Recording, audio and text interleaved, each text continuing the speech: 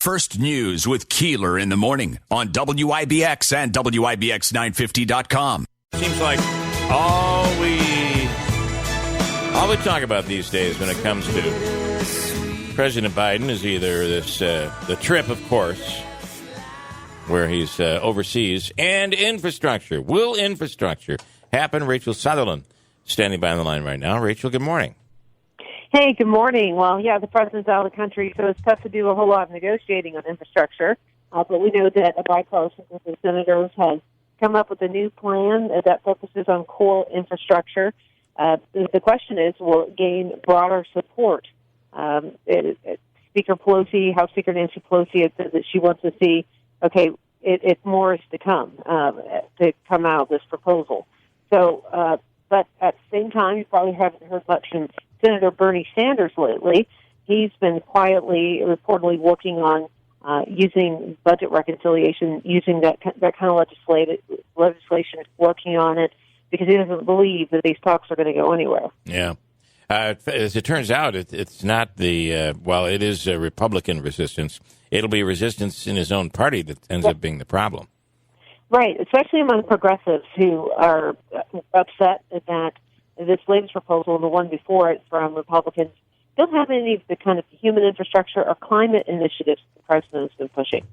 So there's one tactic on the Hill that we're hearing about is they would look to pass a bipartisan bill on core infrastructure and then follow up with the rest of what the president wanted through the budget reconciliation process, which would not require any Republican support. All right, interesting. Thank you so much, Rachel. Have a wonderful day. Rachel Sutherland from Fox News. How about this ambulance that went in the... Oh, my goodness. Where did it end up? In Rochester, right? Irondequoit Bay.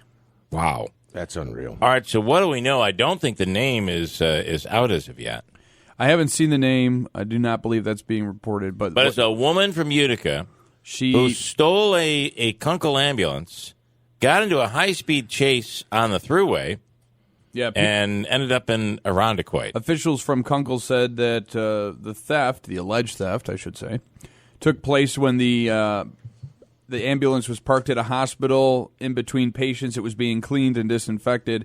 The woman stole the ambulance. They do not know the reason why yet, and led them on a chase all the way there. So what had happened was, and then it ended. It ended with her going crashing into somebody the water. told me, Michael Scott style from The Office, into the bay, and she swam to a boat that was already in the water there.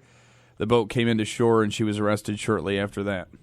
And she immediately was awarded $1 million for winning Amazing Race. It's incredible. I made it. Angela, are you in there? I can't see you. Is that lighting out that badly in there? Did Did you turn it up like I told you to? Yeah. He's sitting in the dark. Come on, man. He likes that. There's no mood sitting around Yeah, here. I said turn it up. I've been watching a program on You're HBO. glowing. No, get those lights off! Get those lights off! HBO Max that looks just the actress. It might as well be your sister. It's unbelievable. And who is this? I don't know. It's called Hack. Are you talking about? Oh, yes, that's it's Lorraine Newman's daughter, Hannah.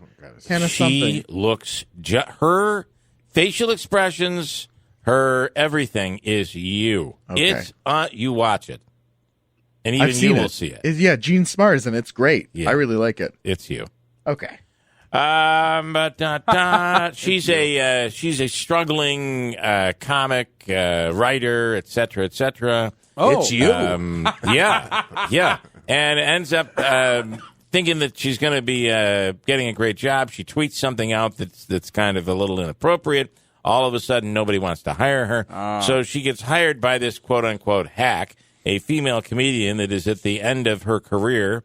And she has a residency performing in Vegas.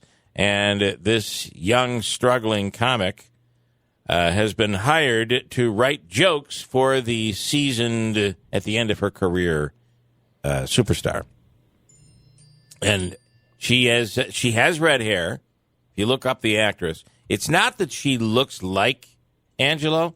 It's that her mannerisms are As a matter of fact, I had said it to my wife the last time we watched, and we were watching last night, and she said, "Oh my God, you're right. It's Angelo." So her name, the actress's name is Hannah Einbinder.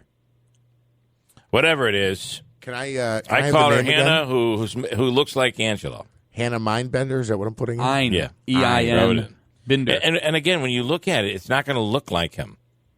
You have to look at it in the show. You'd have to watch her mannerisms. Yeah. Does she go around impersonating everybody?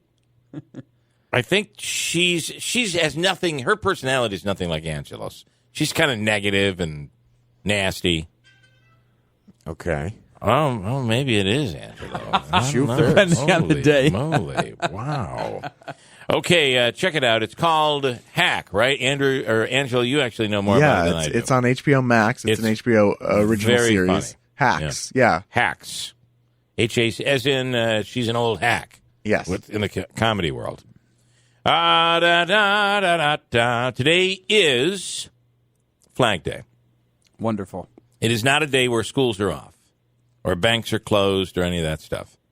But today is Flag Day, a day where you're reminded to show with pride, fly with pride, your flag. Not the pride flag, the American flag in this case. It's American Flag Day.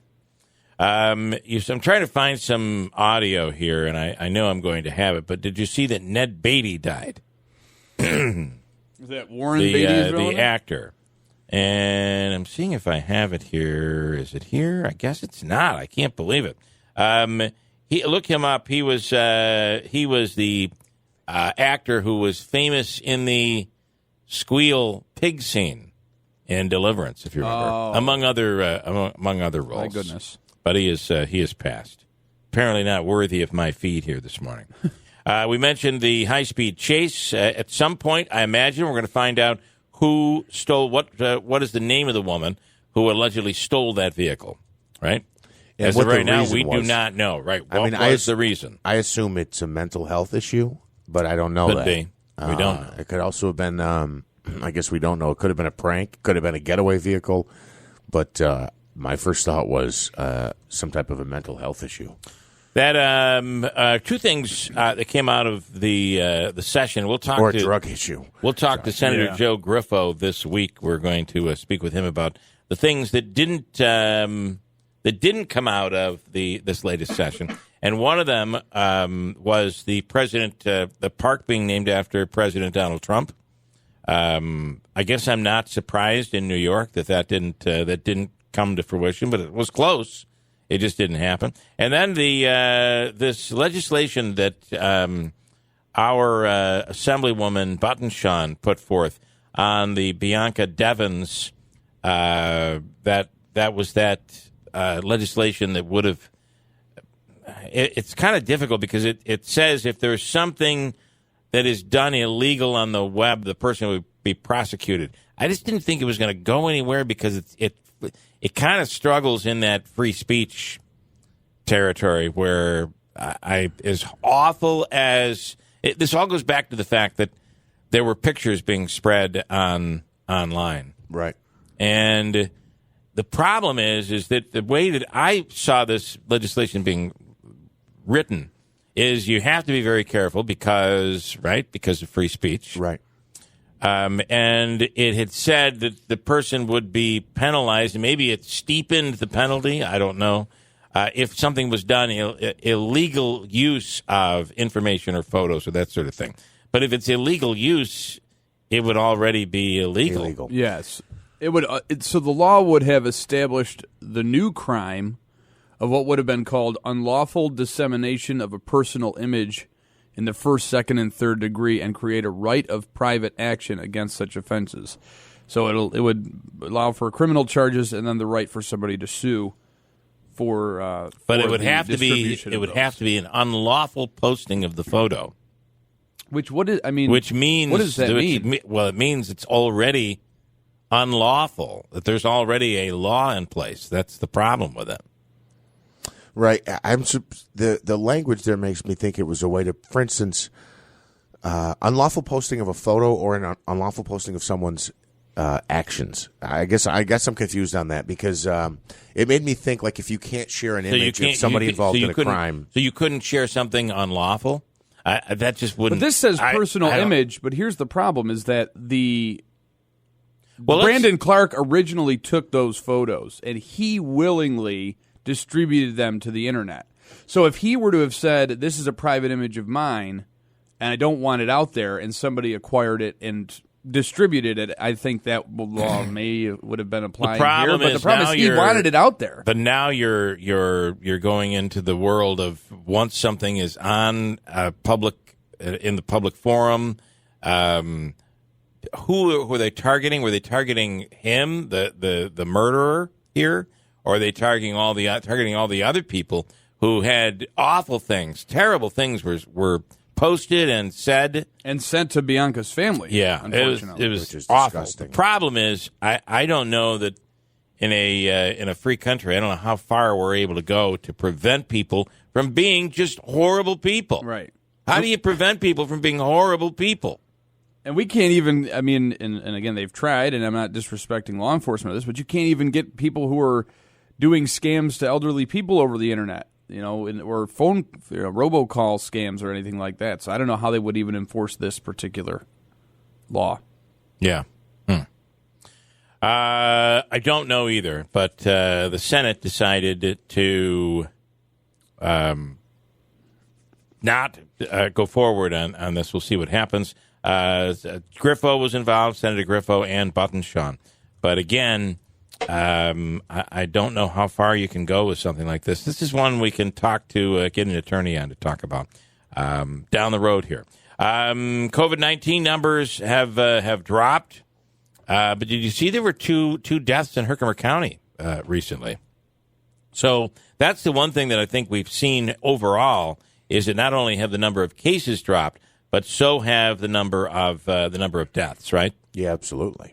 But there were two. It shows that it's still not gone. It still does exist, and people are still dying. In New York City, the New York Presbyterian Hospital is the first New York hospital system to require COVID-19 vaccine for workers.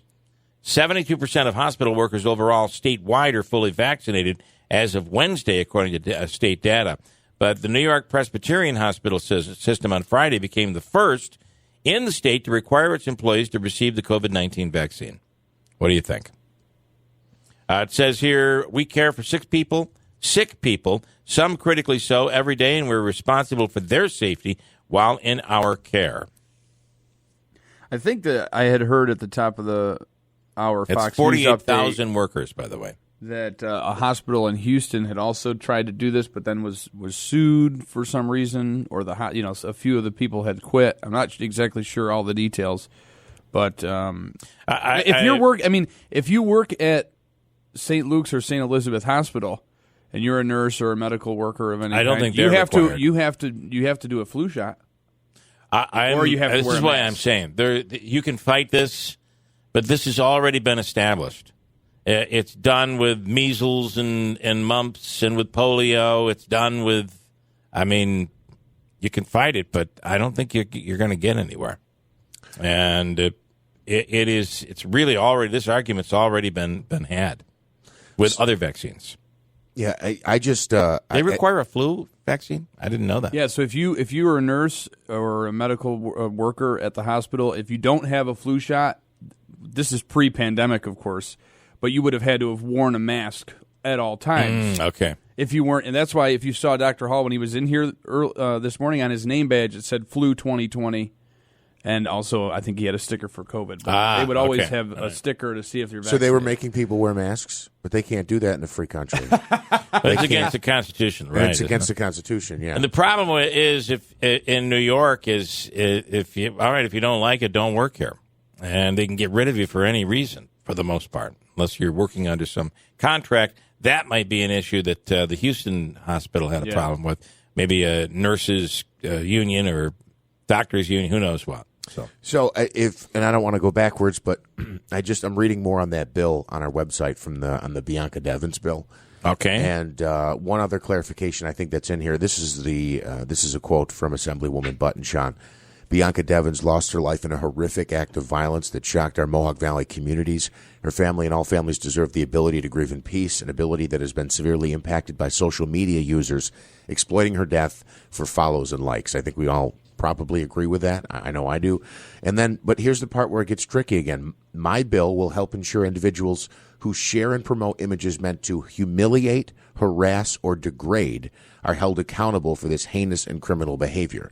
Now, in the case of a death, that makes sense. But, like, what if you put up a picture that says, and it's made to degrade and humiliate? Who's the actress on the TV show? Not the actress, the singer on the TV show, who when she was 20 was incredibly fit, and now she's like 100 pounds heavier. The blonde country singer, she might have did one of the talent shows. You're talking about Kelly Clarkson. Kelly Clarkson, sure, right? But you could make an argument that's an attempt to degrade or humiliate. Look how fat she is. Oh, people say that, right? Yeah.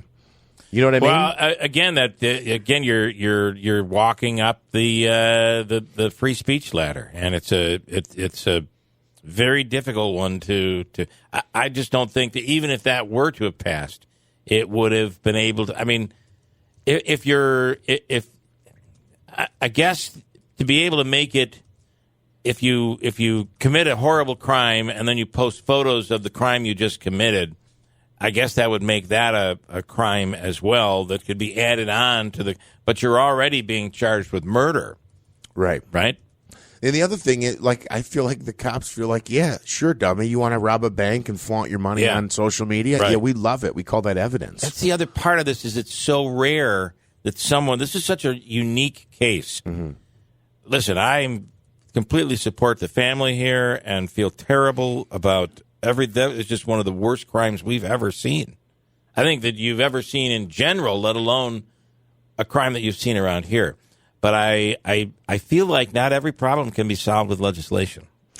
I agree with you, and I don't understand how I don't know what the penalty would have been in this particular case for establishing this law, but aren't there, people get arrested for harassment for simpler things than flashing a picture to a parent of a child's dead body and then saying horrible things about it. Yeah. Lesser Isn't that offenses. already harassment, though? You would think so. That's what I mean. And I think that if you have some guy that's stalking a woman and he's posting photos of her, isn't that harassment in itself already? Can't you come up with a harassment charge there? So that's why I'm thinking there's probably already a law on the book. You don't need it specific to this rare case, right? Where hopefully this is true, but I can't imagine that this is something that we're going to see become a trend in the world. God, I hope this was such a unique, horrible crime. I don't know that we're going to be seeing it ever again.